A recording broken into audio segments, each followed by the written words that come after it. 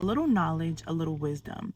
Everything that God gives you, every revelation that God gives you is not for social media. It's not for people around you to know. Sometimes you're in the room and you can sense the spirit that's around what's going on, whether it's idolatry, fornication, masturbation, homosexuality, whatever it is. And it is not for you to talk about it right in that moment. That's how you get rid of that gossiping spirit, because whatever it is that you're sensing in the room, sometimes you need to really sit with God and ask Him to cultivate what it is that He dropped in your spirit, because it's not always prepared. Unless it's a really big danger, then you need to say something. But otherwise than that, when God drops something in your spirit, you don't always have to say something. You don't always have to put a word out. Sometimes you just have to sit still, ask God what this is, and then say, okay. And even if it comes to pass, it was just for you to intercede. As a prophet, you have to learn that. And these are things that I had to learn, because in the very beginning of my walk, and even sometimes in the mid of my walk, I would be like, oh, that's that.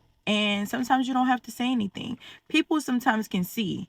You understand what I'm saying? And sometimes God wants to use somebody else. Sometimes He don't want to use you. But He still gave you knowledge and wisdom. He still opened your eyes to the atmosphere. He still gave you the discernment. Because if you wind up speaking on something too early, you're in error, because you're operating in the flesh. You're being hasty. You're rushing. Ask yourself, why are you rushing?